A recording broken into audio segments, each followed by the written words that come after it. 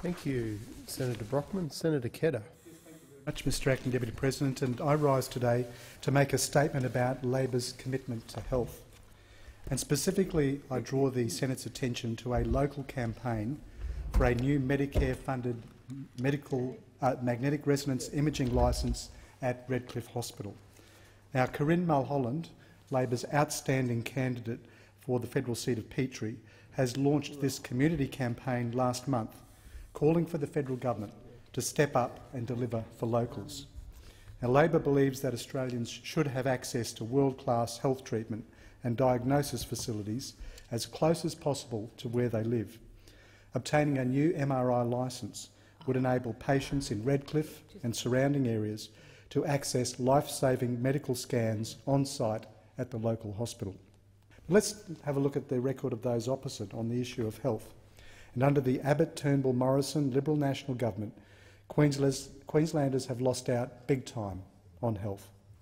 We know that Mr Turnbull successfully implemented his GP tax, with Australians now paying around $4 more out of their own pocket every time they go to the doctor. And patients are now over $12 more out of pocket when they need to see a specialist. And now we see more vicious, cruel cuts to the country's health budget. Let's just go through those. $715 million ripped out of hospitals around the country. $160 million ripped out of Queensland hospitals. That's the equivalent of slashing the jobs of 1,435 nurses in our state. Brisbane's dedicated children's hospital, Lady Cilento, has suffered a $6.5 million cut.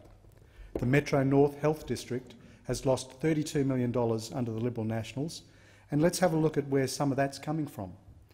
$14.3 million from the Royal Brisbane and Women's Hospital, $7.7 million from the Prince Charles Hospital at Chermside, $2.9 million from the Caboolture Hospital, and we've learnt during the Longman by-election recently just how locals felt about that. And for the Redcliffe Hospital, a $4.2 million funding cut. That's the equivalent of 37 less nurses working at Redcliffe Hospital.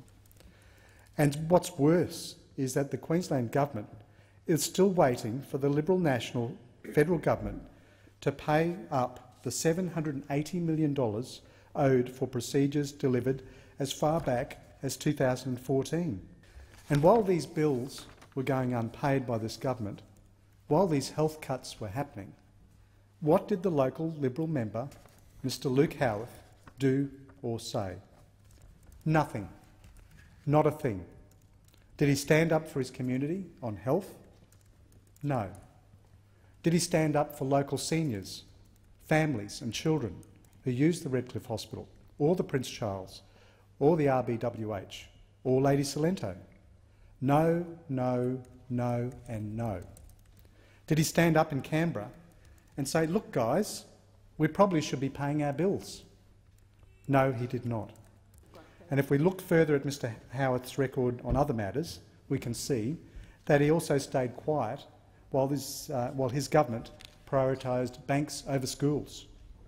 He stayed quiet while local workers struggled with cuts to their penalty rates. And he has said nothing about how energy prices and poor internet access have been hurting small businesses and households in his electorate. And then, during the August sittings of Parliament, it all became clear. The Liberal member for Petrie was too busy plotting the overthrow of Mr Turnbull. He was too busy plotting the uprising of his mate in the electorate next door, the federal member for Dixon, Mr Dutton.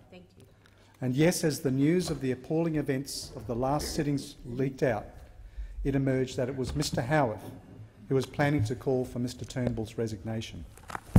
This is despite having said in April that he would not support a leadership challenge. So Mr Howarth cannot be taken at his word. And given his actions in the leadership spill, I can't imagine that the Petrie electorate is now on the top of the new Prime Minister Morrison's priority list.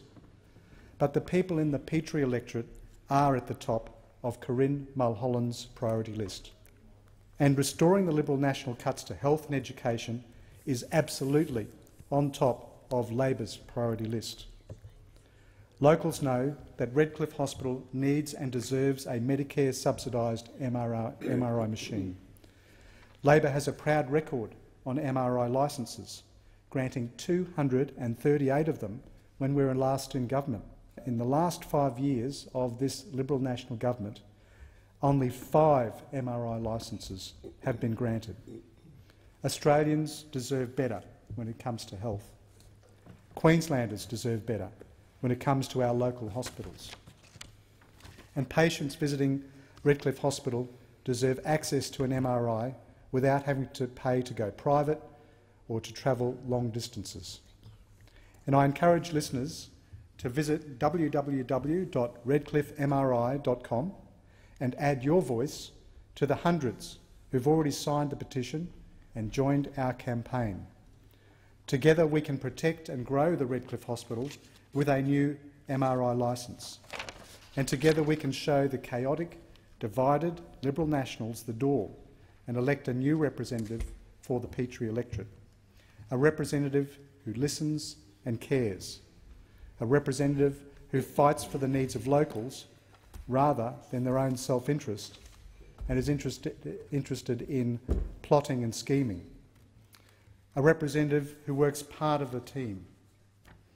We need a federal Labor government now more than ever to restore stability and fairness to government and to bring back equality and the fair go. This is what Labor stands for, and this is what Corinne Mulholland is fighting for in Petrie.